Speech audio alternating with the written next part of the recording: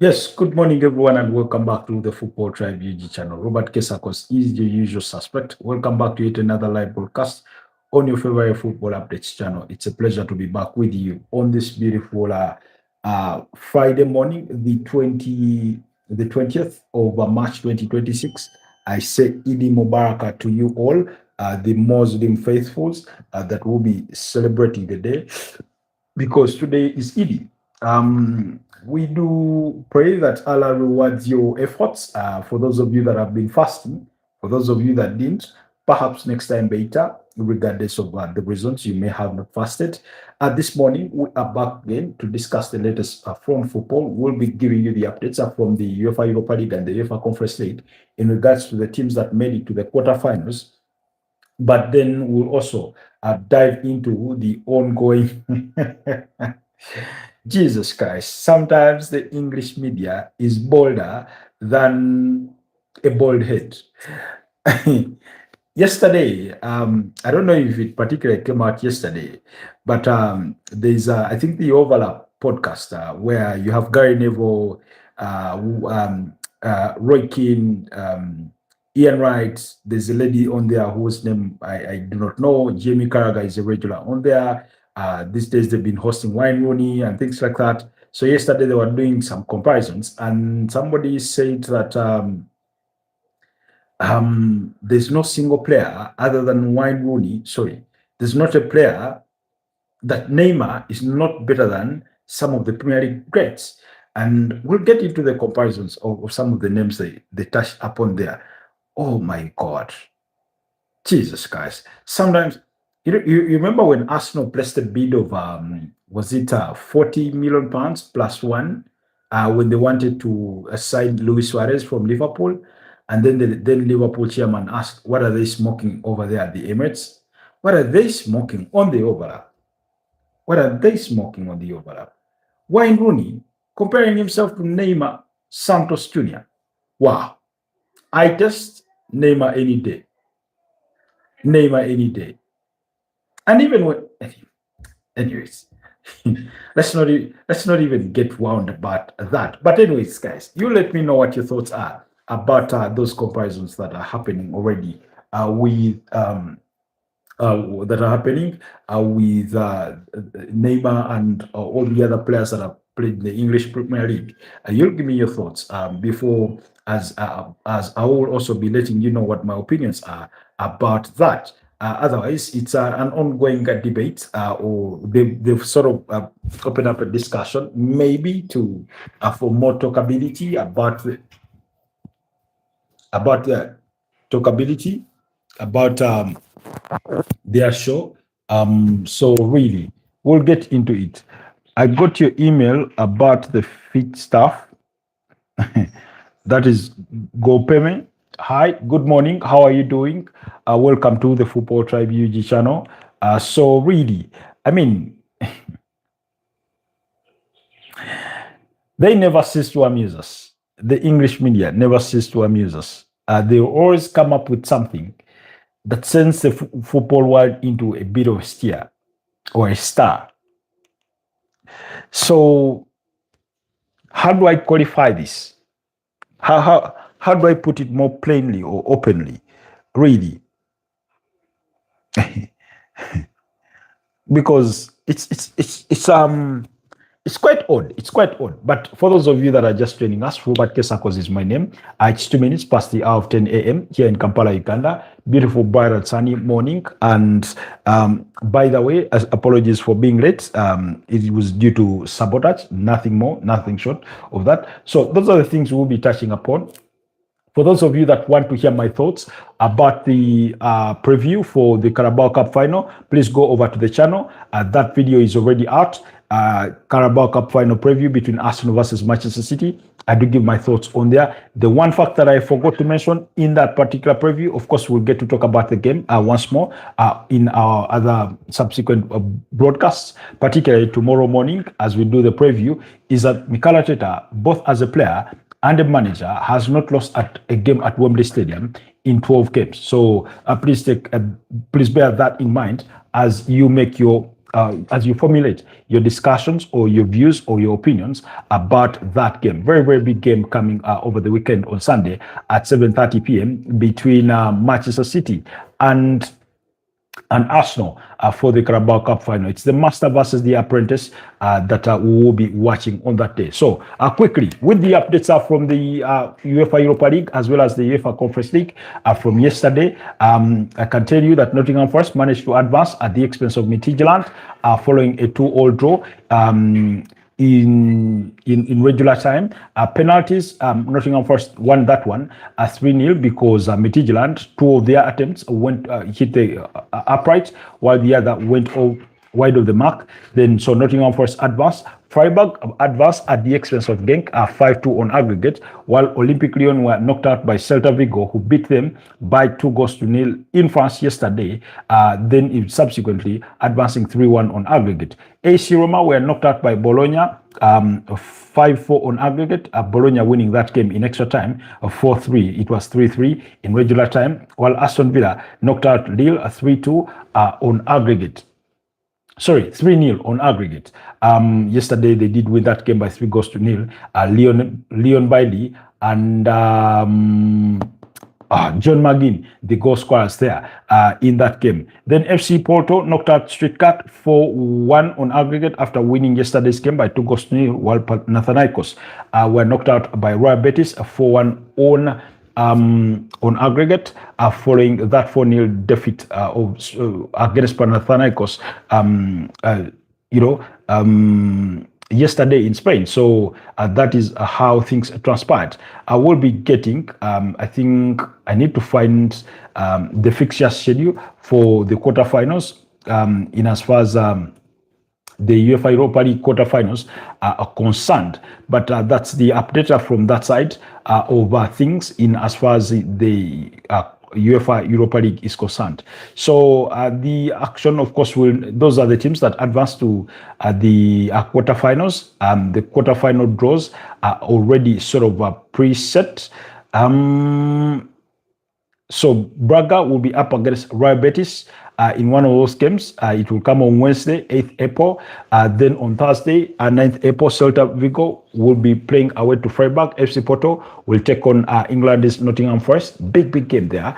I do not, given how Nottingham Forest have behaved in their last 3 games in the Europa League, I'm not too confident about them going through. Then Bologna will take on Aston Villa. So those are the 4 quarterfinal games. Bologna against Aston Villa, Nottingham Forest take on FC Porto, Celta Vigo against Freiburg, while Braga take on Real Betis. So that's what you have on that side of the aisle. In the UEFA Conference League, Athens knocked out Celje 4-2 on aggregate score. Larnaca were knocked out by Crystal Palace 2-1 on aggregate.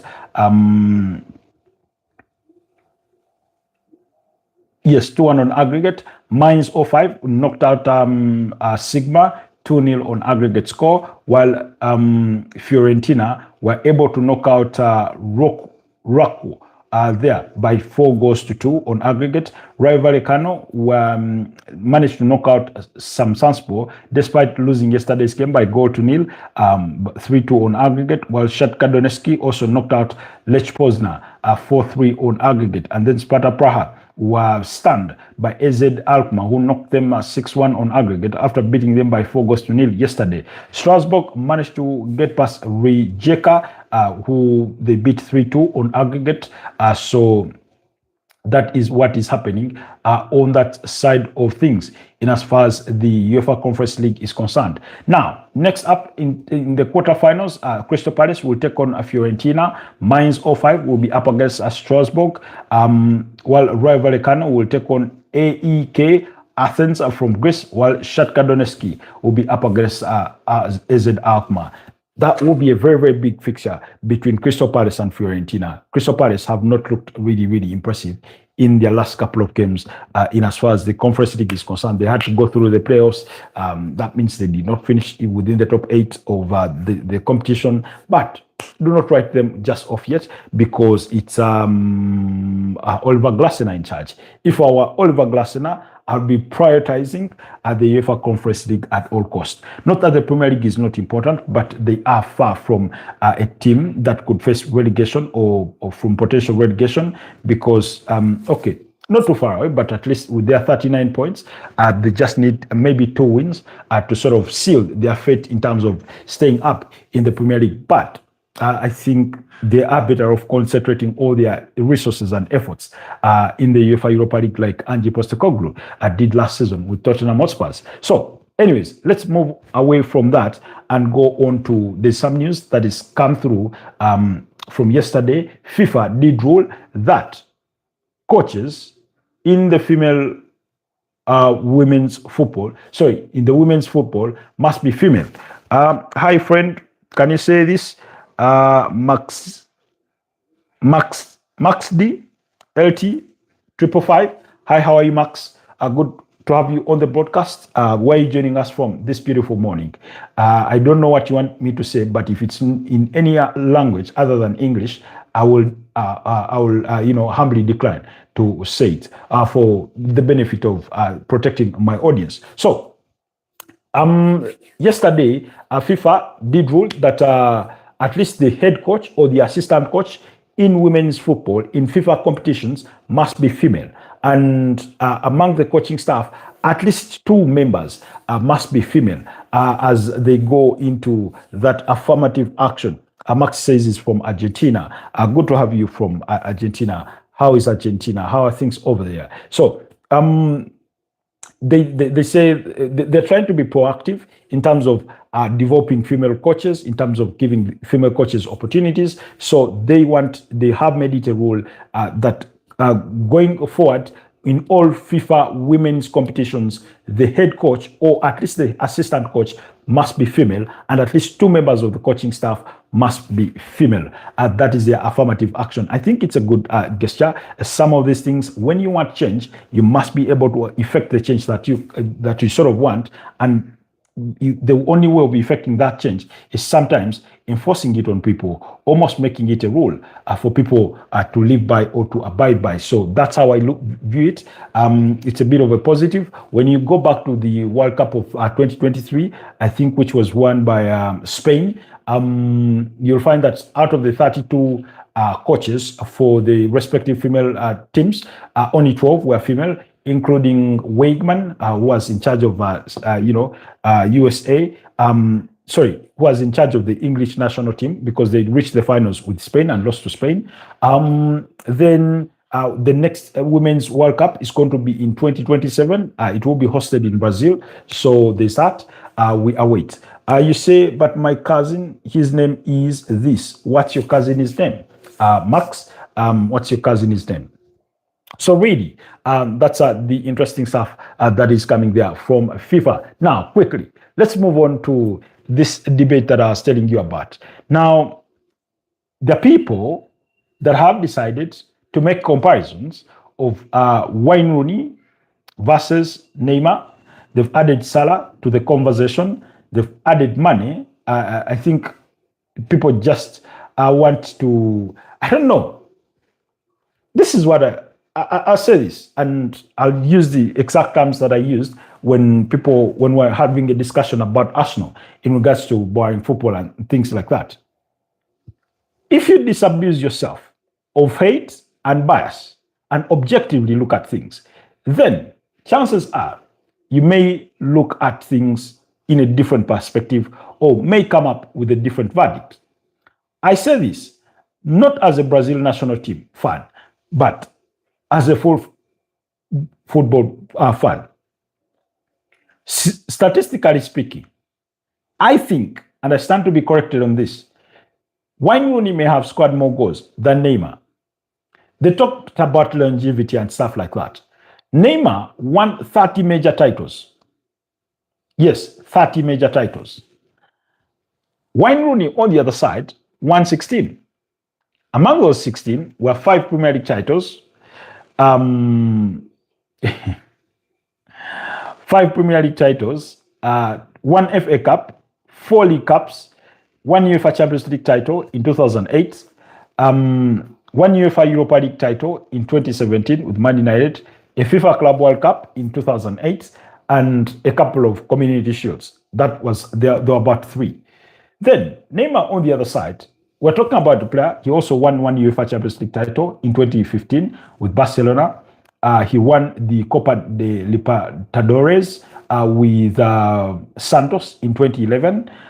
He won 2 La Liga titles with Barcelona. He won 5 French League One titles with Paris Saint-Germain. And in addition to that, he won other domestic cup competitions, because you remember in 2015, they won the treble, the Champions League, the La Liga, and I think, was it the Copa del Rey? So really, that's there. So in terms of trophies, he has, Wayne Rooney has it better.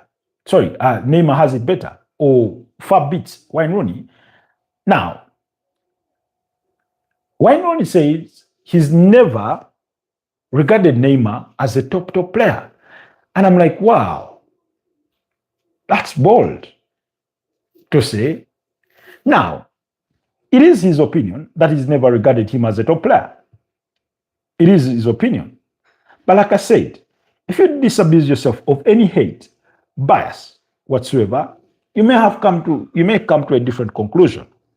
When it comes to eye test, with eye test, we mean what you see on screen. Do you like what you see? On any day, I'm going to choose Neymar over Wayne Rooney, over Mohamed Salah, over Sadio Mane. Now, for purposes for starters, I do not think that Mo Salah should be compared to Neymar. I think Neymar is a better player. I do not think he should be in the same conversation with Sadio Mane. Really? Then, Mr. Wayne Rooney. Of course, you are Manchester United's leading goal scorer, of all time. 253 goals, most probably, about 131 assists, thereabout, for Man United. Then, of course, your career extends back to Everton. You also returned, went to Dundee United and things like that. Well and good. And I have no problem with that. But I do not see. Now, okay, let's look at this. Dribbling skills. Wayne Rooney was nowhere near good enough compared to Neymar. Nowhere near good enough. Speed, Wayne Rooney was better. Physicality, Wayne Rooney was better. Clinicalness in front of goal, hard to compare, but I would say Wayne Rooney. But remember, Wayne Rooney was an outright striker. Neymar was a 10/winger. So, Then what else? Agility, I'll go with Neymar. So I'm really trying to think.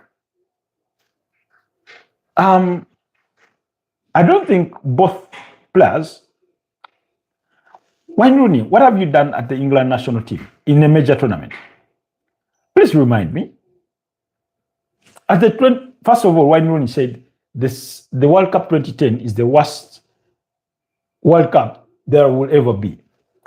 I don't know if it's because they lost terribly to Germany or England was shambolic. See, men know this, that when you ask a woman out and she refuses, it's easier to say, I was just helping you, or you're not even that beautiful enough. Of course, not that you should be saying that. It's a childish argument sake. But that's what it feels to me about Wayne Rooney making those arguments or making those submissions.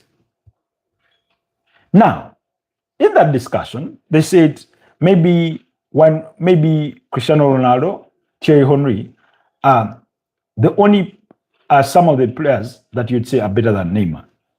Agreed. Cristiano Ronaldo, any day for me, over Neymar. Thierry Henry, absolutely. But all these others that were mentioned in the conversation, Rooney, Mo Salah, Sadio Mane, somebody even added Eden Hazard to the conversation. And I'm thinking to myself, guys, I understand you must have, they love the Premier League. It's their thing. They're English guys here. predominantly, or at least from within the UK, as the United Kingdom. They must love what is theirs, and they must put it first. But that's what I said. If you look at things objectively, you may draw to different conclusions. If you look at things without bias, now, guys, I had so much respect for Ian Wright in terms of analysis and debate. But anyway, you cannot dislike somebody for having an opinion, which is within their right to have. But Jesus Christ. Meanwhile, so Neymar also won the Olympic gold in 2016 with the Brazil national team. He won the Confederations Cup in 2013. 2013, I think they beat Spain in the Confederations Cup. They beat Spain. I remember that because I was in a bar at midnight watching that game. For those of you that remember, anyway, I'm not sure how many Ugandans are on, but there was a small bar in town called 9 Degrees. That's where I watched that game from. Was it 9 Degrees or Amnesia? I think 9 Degrees. That's where I was watching that game. As people were tanking their beers, I was busy glued on the screen watching that game. His Exxon Lady Kaka played in that game. So, guys, where do people get the boldness to even make some of these comparisons? Where? And you see, that's the challenge with English football. For as long as they throw around a couple of statistics, they think that's it. Debate done. You know, if they go and throw around a couple of statistics, or this number of assists, that number of passes, that number of goals, bang, debate closed. The other one is better. Nah. Football is more than just statistics. Football is more than just goals and assists.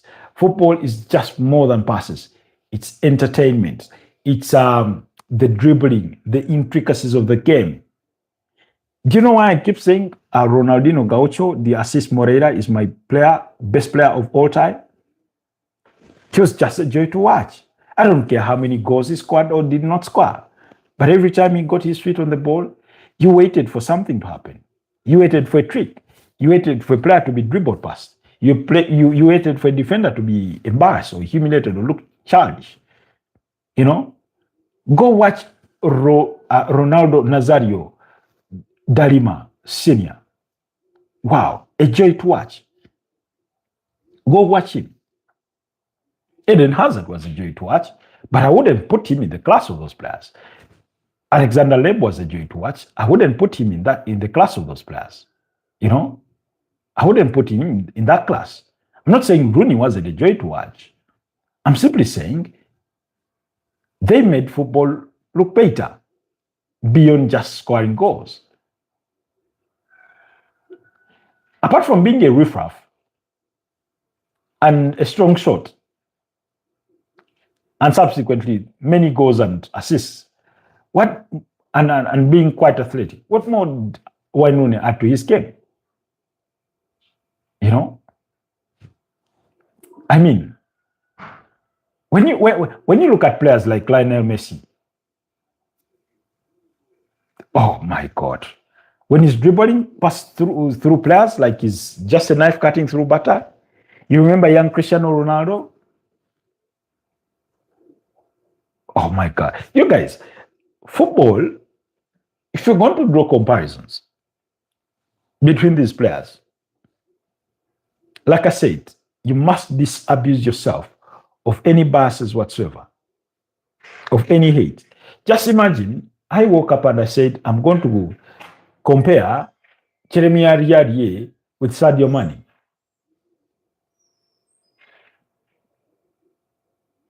Wayne Rooney is,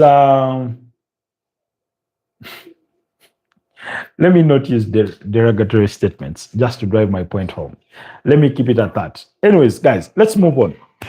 So it's a blockbuster weekend coming up your way. This weekend, we do have the Madrid derby between Atletico de Madrid and Real Madrid. Real Madrid will be at the Santiago Bernabeu. That game will come on Super Sunday. For those of you that are interested in our thoughts on the Manchester United Bournemouth game, that game is set to be played tonight at 11 p.m. please go back to last night's podcast.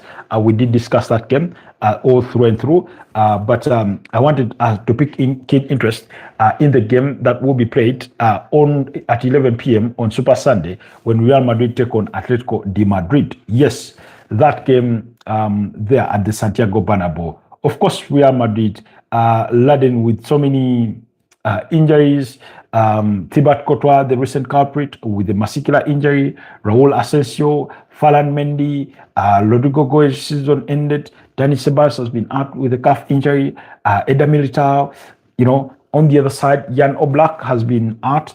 Pablo Barrios, Rodrigo Mendoza, and Marc Pipoul are some of the players that are out through injury. But nonetheless, we're talking about a fixture that Real Madrid have dominantly won in recent times. And earlier on this season, in the Super Cup, Atletico de Madrid lost to Real Madrid by 2-1. But in the season, in as far as the Spanish La Liga is concerned, Atletico de Madrid obliterated Real Madrid, beating them by 5-2. If there's a game that left a bad stain on Xabi Alonso's Real Madrid reputation, that's one of them, before subsequently losing the Supercopa Hispana final by 3-2 against Barcelona, that eventually culminated into his sacking. But that's just to tell you,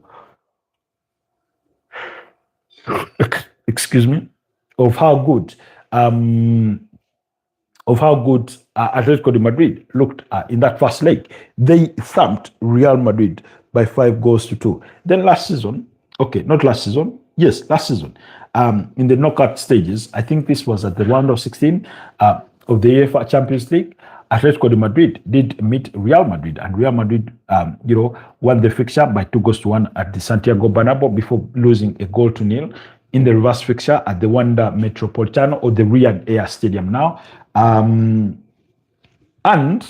Real Madrid went through on penalties before meeting Arsenal in the quarterfinals of the UEFA Champions League. So in terms of, like I said, in terms of head-to-head, last season, by the way, home and away, that game ended in a 1-1 draw.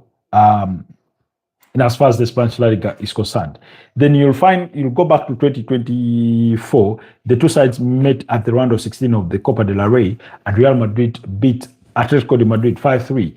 While in that same season, there was a Super Cup in 2024, which Real Madrid beat. The round of 16 in the Copa del Rey ended 4-2 in favor of Atletico de Madrid against Real Madrid. They were at the Riyadh Air Stadium. While in the Super Cup, Real Madrid had beaten up against Atletico by 5-3. So, being a home game, Real Madrid have the advantage. High spirits. They've just knocked out Manchester City in the UEFA Champions League at the round of 16, managing to beat them home and away, 3-0 and 2-1. Atletico de Madrid, with their wanting performance against Tottenham Hotspur, knocking them out 7-5 on aggregate score, despite losing the reverse fixture. After their 5-2 victory at the Riyadh Air Stadium, they lost to Tottenham away from home by 3-2. So they've been that kind of team this season, or thus far, where they can be very good today and very poor tomorrow. So I'm not too sold about Atletico de Madrid this season, even though it may not end trophyless, because they have a shot at a piece of silverware when they eventually meet Real Sociedad in the finals of the Copa del Rey. Remember, they knocked out Barcelona in the semi-finals, while Real Sociedad knocked out Athletic Bilbao, who they beat home and away. But Atletico de Madrid won 4-0 at home before losing 3-0 away from home. So they are set to meet Barcelona in the quarterfinals of the UEFA Champions League.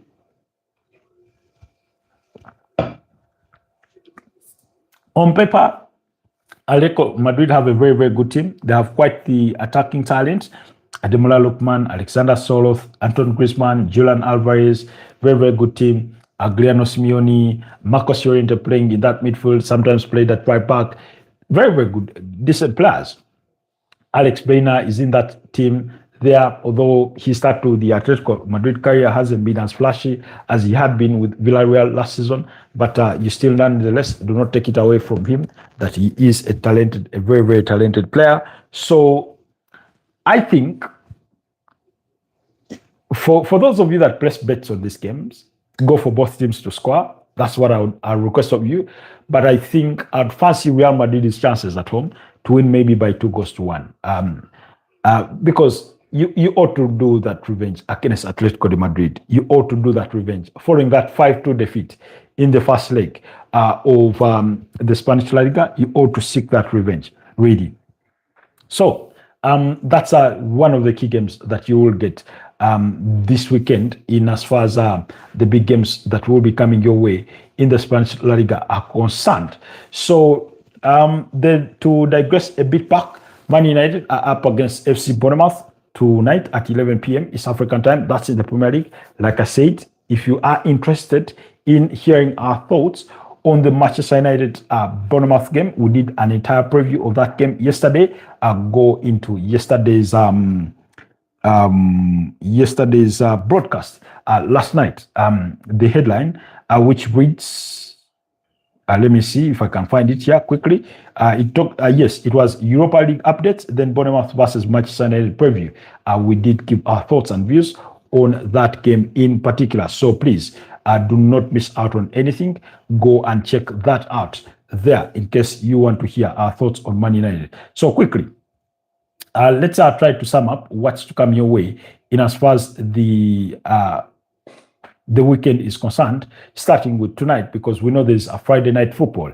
In the Spanish La Liga, there's Villarreal up against Real Sociedad. That should be a good game to watch. In the German Bundesliga, RB Leipzig will be up against Hoffenheim, while in the Italian Serie A, you have Cagliari up against Napoli. Genoa will take on Udinese.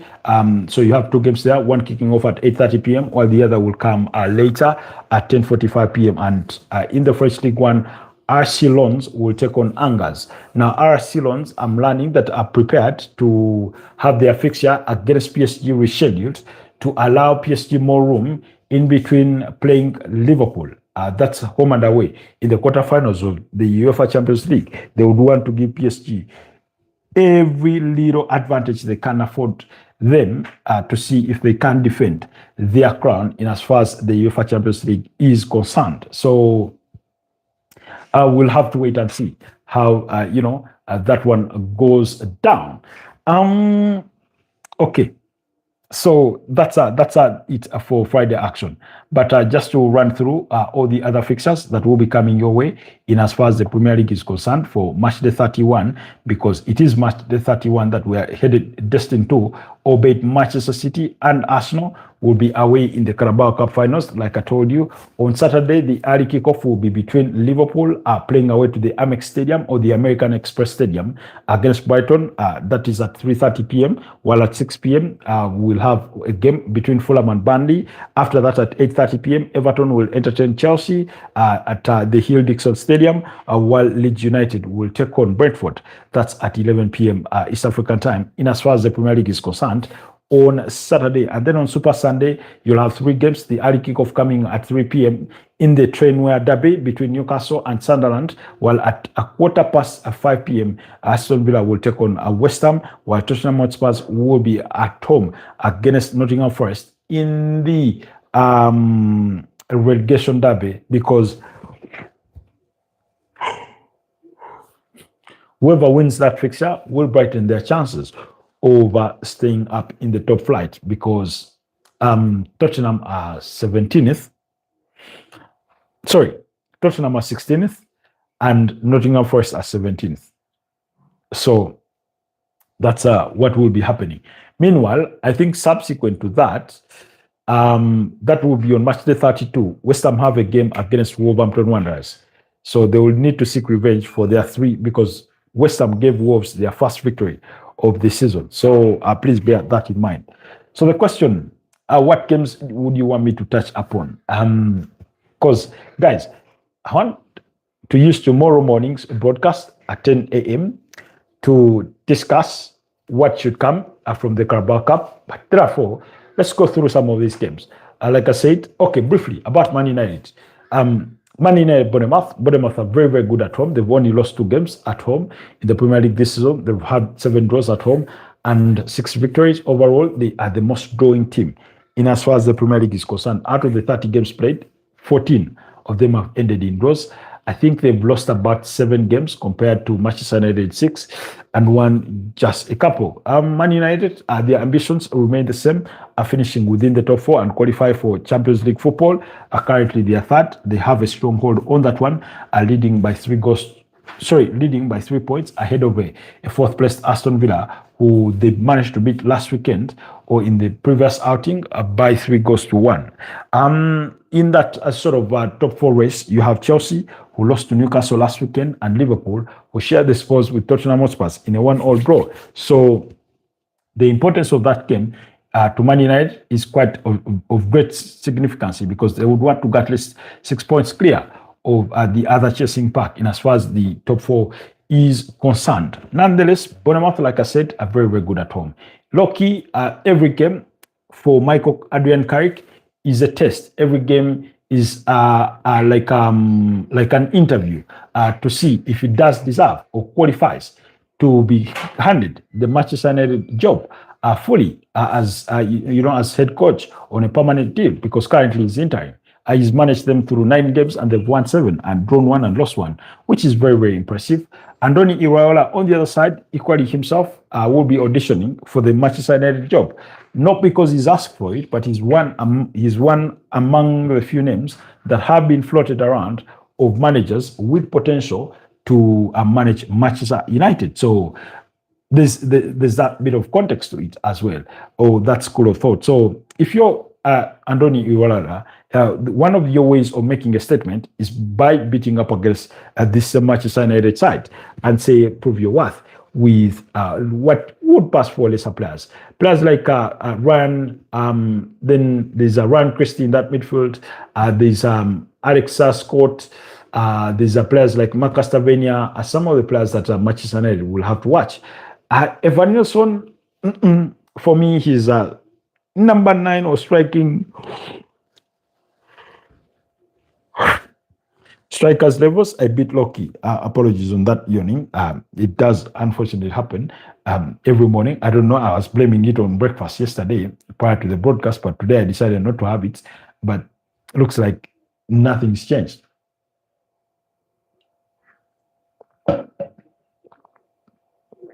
Anyways, so we should expect a very close encounter. Man United have yet to beat Bournemouth in the last 5. They've lost 2, they've drawn 3. All those have been, I think, we had the 4-all draw in the first leg. Players like Matas Cunha, Bruno Fernandes, Amadou Diallo, and Casemiro scored for Manchester United. On the other side, for Bournemouth, Junior Kropi scored the 4th equalizer. Antoine Semenyo was on target. Marcus Tavernier was on target. Who was the other? I forget the other Bournemouth player that was on target on the day. But of course, that was Ruben Amorim versus Andoni Iraola. Now, then, so Man United, that means Man United have not won in the last 3 visits to the Vitality Stadium. So that's something. I have reason to believe that this game could end in a draw, even though my instincts would tilt towards Manchester United if there is going to be a winner tonight.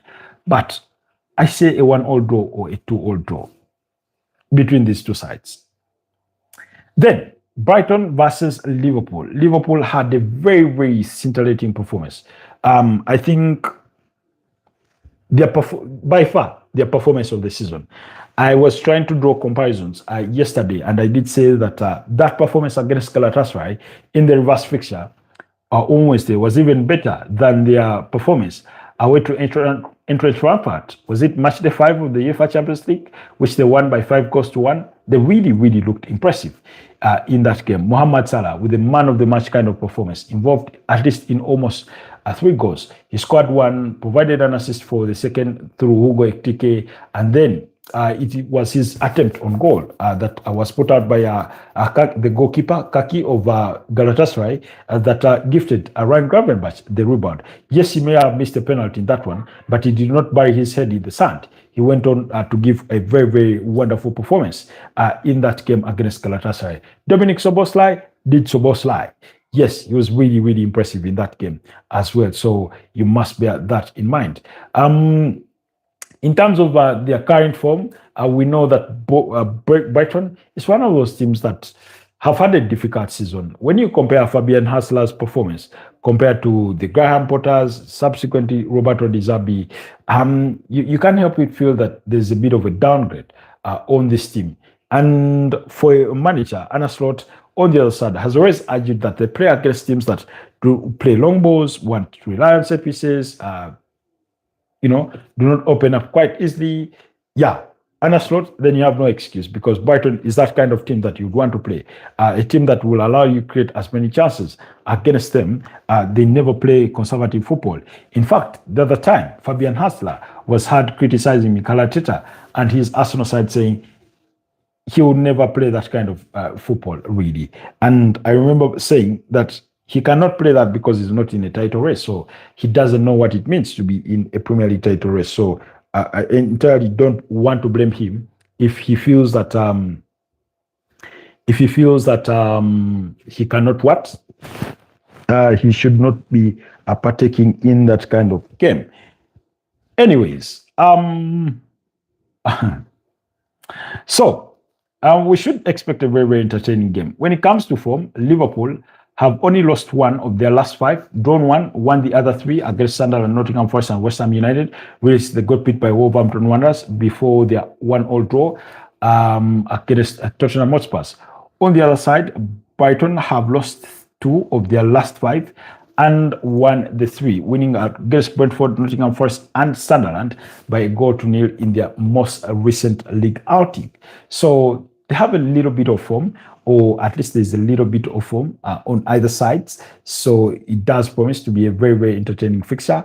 Early kickoffs tend to be sort of difficult for teams, especially big teams and teams that may have played in Europe, because you come up against these fresh legs of Pascal Gross, Carlos Baleba, Yesenia Yeri, Kao Mitoma, Yankuba Minte, Downing Welbeck, Joe Gomez, and things like that. Lewis Dunk, Van Hecke, Kadioglu, etc. So really, if you're Liverpool, yes, you've had a couple of days to recuperate, but it does not take away the fact that this fixture does come thick and fast in the aftermath of all. Okay, Liverpool did not use extreme levels of energy to beat Galatasaray. Galatasaray were poor on the night enough to get beat quite comfortably in a game that Liverpool should have won by at least 7. They had 1 goal cancelled wrongfully cancelled. That's why I highlighted that goal by McAllister. I did not see any foul by Virgil van Dijk on the Galatasaray goalkeeper, Kaki, but the referee decided to give it as a foul, and we stood by his sort of on-field decision. And I was thinking to myself, really, is this how it's going to be? Really? Anyways, guys. So, we know that Liverpool, whereas they gave us a season's performance against Galatasaray, it's not that they're incapable of replicating that. They've just not shown it to us. They did win the first leg of this time by 2-0 at Anfield, but in their last 2 visits at the Amex, they've not won. One was a 2-2 draw, and last season they got beat by 3-2. Brighton being among the few teams that beat up against Liverpool last season. The other being Chelsea and Fulham, among the other teams that managed to beat Liverpool, as well as Nottingham Forest. So yeah, it should be a very, very good game. However, I feel it could be a draw. It could be a draw unless those players re-motivate themselves like they did prior to the game against Galatasaray to come and give a performance of a lifetime. So Liverpool's ambitions are quite clear. They want to finish equally within the top four. They missed that opportunity because Man United are beaten up against Aston Villa. So they needed to beat up against Tottenham Hotspur to be on the right side of the pursuit for a top four finish. But since they drew, it becomes even difficult. Nonetheless, it doesn't take away the fact that if they do win that game, it could take them to 52 points, which will then leave them third behind Manchester United, regardless of what the result will be from tonight. And then Aston Villa will have to wait to play later on because Aston Villa, I think, play on Sunday. Yes, they play on Sunday against West Ham United. So you'd want to put that bit of pressure on Unai Emery's side if you're Arne Slot by winning that game, and march on, really.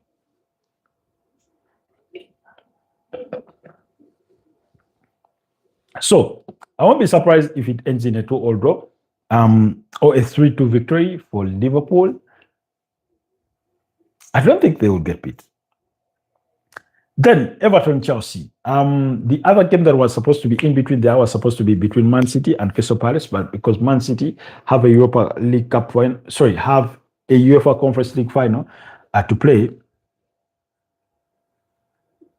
Apologies, because Man City have an EFL Cup final to play. That game was postponed. Pedri says Senegal have handed the AFCON trophy to the National Security Forces and have exited the CAF. They have threatened to fully do that and have done so due to CAF's decision to declare Morocco as champions. Yeah, we've seen the pictures. Initially, the president, he's called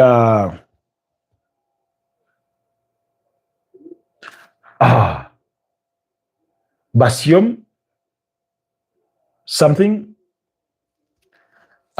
with the trophy behind in his office. Then they took it to the National Army. Now they're going to enjoy that moment, even though they wouldn't want to be in that situation as is. However, they're taking their case to CAS, and we'll hear the verdict from CAS. Of course, CAF's decision was not good at all. It's not pretty one bit. It does not give a good image of African football because the appeals board decided to override the referees' decisions and made their own. And yet, usually, according to EFAB, the referee is ultimate. His decision is final in the context of the game. Yes, Basiro Diomaye Faye, yes. He has his deputy, does he serve as executive prime minister, Suman Sonko? So the thing about Diomaye Faye, he came from jail to assume the presidency. He's a partner in Ousmane Sonko, was denied the chance to stand in the race for presidency, so they brought Faye. And that's why the two work hand in hand. Anyways, Pedri, give me your thoughts on the comparisons that have gone on. I don't know if you've watched the clip, but there is a clip making the rounds from the Overlap podcast of Wayne Rooney, Ian Wright, Gary Neville, and Roy Keane, plus another lady, drawing comparisons or making comparisons to Neymar Santos Jr., and some former Premier League players. And in there, they say Wayne Rooney was much better than a better player than Neymar ever was. And somebody, then they talked of Sadio Mane, they talked of Mo Salah, they talked of Eden Hazard. Somebody stooped as low as saying, I do not know who particularly said this, or it was still part of the podcast, but somebody said, they look at Neymar as a YouTube footballer. No, it wasn't them. This was some guy from TalkSport. And in fact, it's the one that compelled me to bring the topic as part of the discussion. And I was thinking to myself, come on, English media, do not stoop yourself so low. just for purposes of talkability. Sometimes people engineer these discussions or debates for talkability, because you're going to mention their platforms. That's where the debate emanated from. But I'll leave that at that as we wait for Pedro's thoughts on that. Moving on, Chelsea will be playing away to Everton at 8:30 p.m. in the late kickoff of Saturday. Not an easy game, but Chelsea do dominate this fixture in terms of head-to-head meetings. You'll go back to last season where Chelsea, last season but one, where Chelsea put 6 past Everton, but that was a Stamford Bridge. Chelsea have won 3 of the last 5 meetings. One has been a draw and one a defeat. And it is at the Goodison Park where they did struggle, or have struggled, because last season it was a goalless draw. The season prior to that, they got beat by 2-0. We're talking about a Chelsea side that needs a redemption following that humiliating UEFA Champions League exit of an 8-2 aggregate score at the hands of PSG. They need the kind of result that sort of brings them back on the map. Liam Rossignol has come under enormous criticism, and rightly so, about his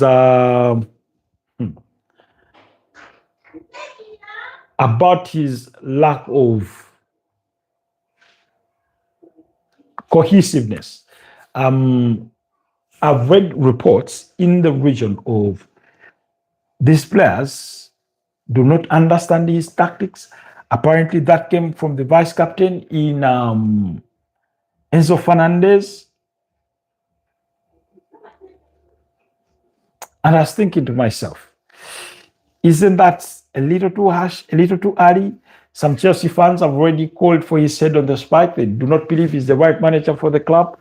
Now, whether I or you believe he's the right man for the job is still beside the point. The point is, he is in the job. What would you love to see him do for the betterment of Chelsea, not for the progress of himself as an individual? Because he's still a manager learning on the job. And Chelsea is such a big club that comes with big demands and expectations from their fans in comparison to Strasbourg, where he was prior to joining Chelsea.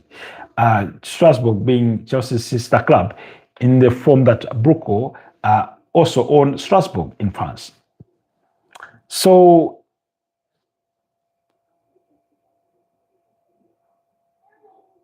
I'm here thinking to myself, if you're Liam Rossignol, how do you assemble your team to go up against this Everton side of Jordan Pickford, Jack O'Brien, Vitaly Mykolenko, James Tarkowski, Michael Keane, or who is the other defender that they can rely on?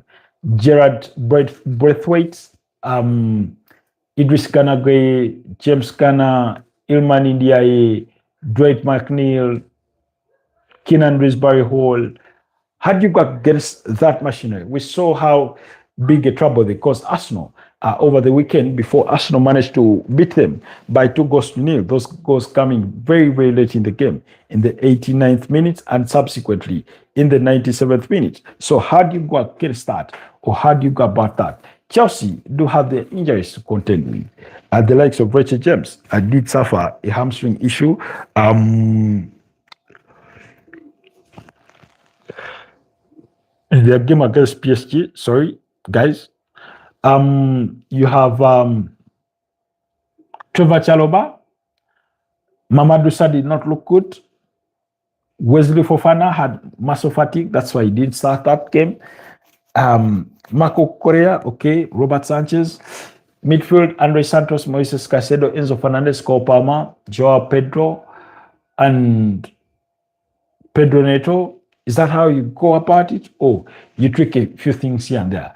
I think they're better off tweaking something, because the more they lose, the more doubts are going to be levied on the manager's head and subsequently those players.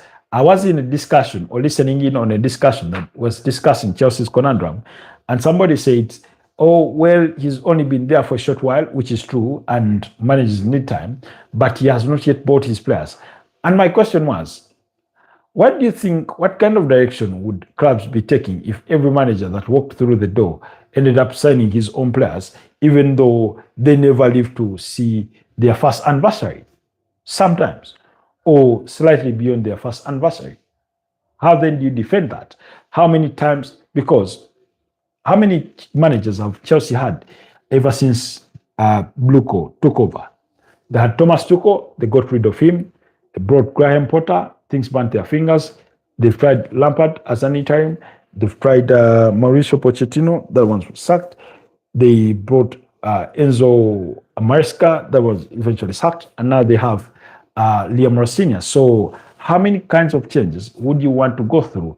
And if those respective managers have had were to be let it have were to let it were to be let have it their way in terms of buying players, what kind of position do you think Chelsea would be in if every manager decides to go and buy their own players? Not a good place, I must say. But that does not mean that Liam Rossini shouldn't be under pressure.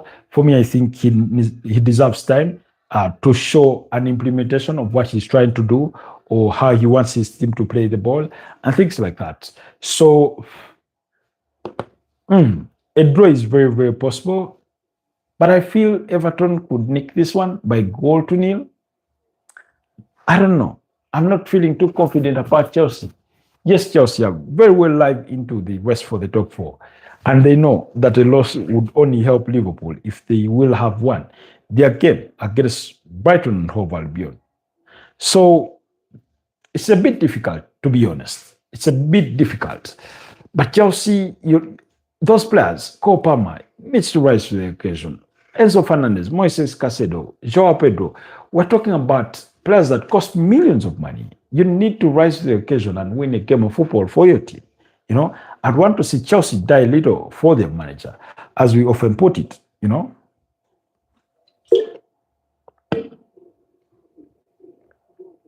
So yeah, Liam Rossini, his name has question marks.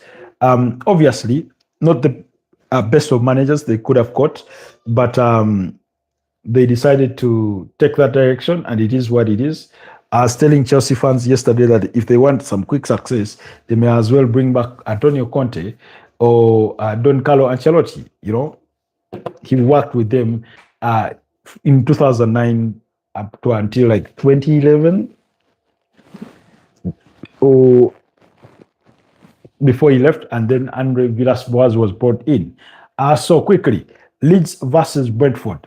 Big game. Leeds still battling relegation. Brentford shared the spoils in their last league outing against Wolverhampton Wanderers. They led by 2-0, and Wolves came from behind to restore parity. Brentford have drawn 3 of their last 5 games. They've lost 1 against Brighton and 1-1 against Burnley. So their form is not that good.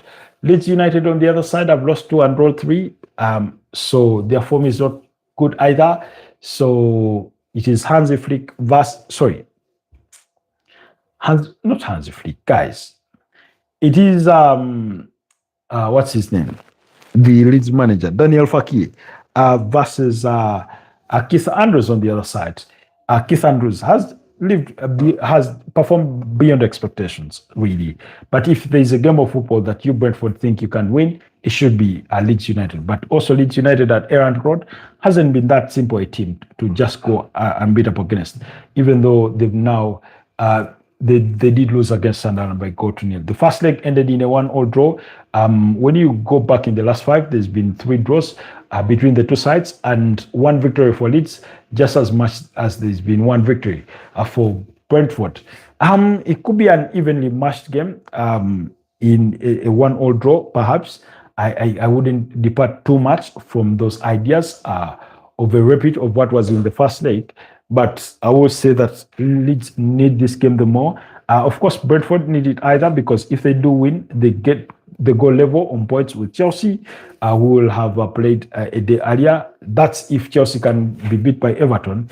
Then it means Keith Andrews can take his team to go behind Chelsea on goal difference this time around, but on a similar number of points. So Leeds on the other side, in the second bottom half of the table, in 15th place with 32 points. They know that if they can win, it doesn't change their position, but taking them to 35 points is something that they would want to do. Avoid defeat, because Tottenham Hotspur could be facing relegation, but are breathing down their neck.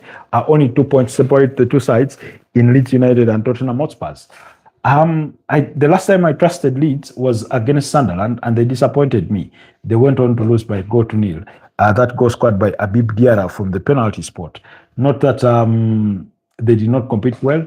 They did compete well, dominated key affairs of the game, but could not win. So, unfortunately, I'm going to go Brentford, really strong side. I'm going to go for a 1-1 draw between those two teams, Okay, guys. So the other fixtures will be coming on Super Sunday. So for the Super Sunday fixtures, we'll get to look at those in tonight's broadcast. Remember, it's a Friday. On Fridays, we tend to come a bit early at around 9 p.m. But I don't know. I'm thinking we could readjust that to an 11 p.m. broadcast. Just keep your notifications turned on, and you'll be alerted as soon as we go live. But guys, please go over to the channel and watch all those videos. In recent days, we've been putting out videos. Go over, watch those videos. The Carabao Cup final preview between Aston and Manchester City. Then could Man City's exit from the UEFA Champions League be a blessing in disguise for them in their pursuit for glory, given that they are into the title race with the likes of Aston? Go and let us know what your views are on that regard. Then we also tell you what happened with the decision from with CAF, how they arrived at that decision, the circumstances surrounding the final that Morocco relied upon to make their appeal, and things like that. So, go over and watch all that content and let me know what your thoughts are down in the comment section. So keep liking, keep sharing, keep commenting. Those actions help our content to be recommended to other audiences of a similar interest. But also, do not forget, we want to appreciate those that watch our live broadcasts long after they've ended. We say we do not take your time and support for granted. Otherwise, allow me wish you a wonderful rest of the day. Stay blessed, and I'll see you guys next time. Bye-bye for now.